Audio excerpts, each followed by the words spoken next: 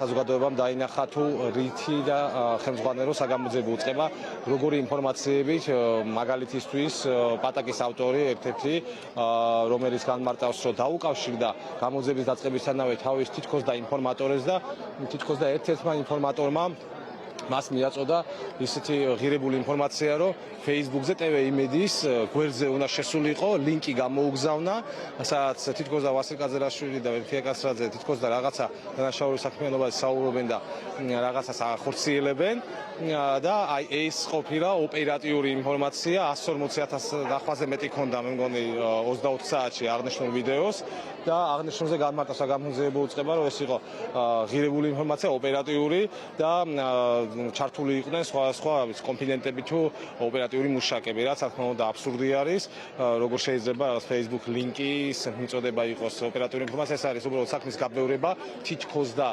ვიღაც პირები ფლობენ რაღაც ინფორმაციებს, რომლებსაც ჩვენ ცხოვრებაში ვერ ვნახავთ იმ მარტივი მიზეზიდანაც გამომდინარე, რომ არ არსებობენ და მსგავსი დოკუმენტებით არის დახუზრული აღნიშნული საქმე და მსგავს დოკუმენტებზე დაყრდნობით იღებს მე სასამართლო გადაწყვეტილებას მსგავსად რომ დარჩნენ ეს პირები პატიმრობაში, რაც რა თქმა უნდა დარღვევა არის.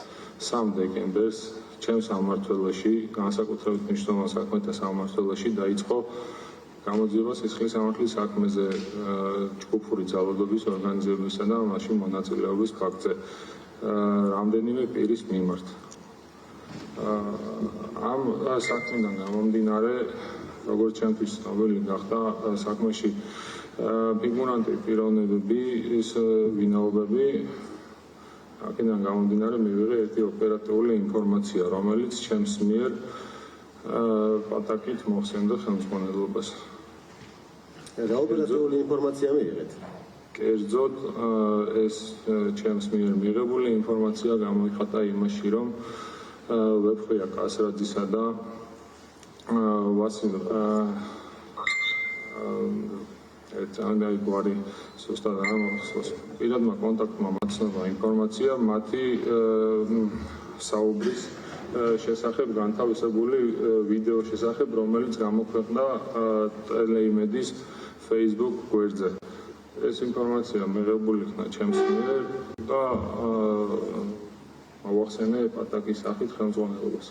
2024 წლის 4 დეკემბერს პირადმა კონტაქტმა მომაწოდა ოპერატიული ინფორმაცია ასეთ რომ ზვია ცეცხლაძე და პატაკში მითითებული სხვა პირები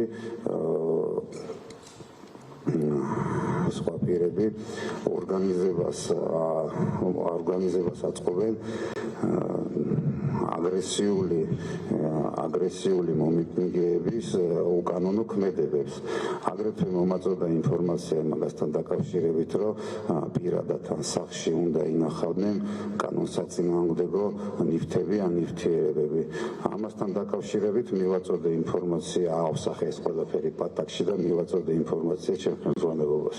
თქვენ იცით თუ არა, რომ თქვენი იმ ეგრეთ წოდებული პირადი კონტაქტი ინფორმატორის ცრუ ჩვენებაზე მე 6 თვე ციხეში ვარ დამოკიდებული უსამართლოდ და თქვენ მე ოჯახი გამიმწარეთ. იცით თქვენ ეს და გძნობთ ამის პასუხისმგებლობას? თქვენ დარწმუნებული იყავით, რომ ის თქვენი ინფორმატორი სწორ მითითებებს გაძლევდა და სწორ მიმართულებას გაძლევდათ, რატო არ გადაამოწმეთ ეგ? თქვენ გითხრათ მან, რომ ანუ ვეფხია კასრაძის მანქანაში უნდა აღმოჩენილიყო კანონსაწინააღმდეგო ნივთები, რომელიც რითაც მედავება დღეს პროკურატურა, ხო? ჩემი მანქანა გაიჭრიდა, სახლიც გაიჭრიდა, არანაირი აბსოლუტურად ჩემ არც სახლში და არც მანქანაში არ აღმოჩნდა. ეხლა გამეცით მე თქვენ პასუხი. აგებთ ამაზე თქვენ პასუხს, თქვენი ინფორმატორია ნახ. აი აქ ძალიან მალე რომ დაჯდებით ამ ადგილას. ძალიან მალე დაჯდებით ამ ადგილას და პასუხს აგებთ ამ ყველაფერზე, იცოდეთ.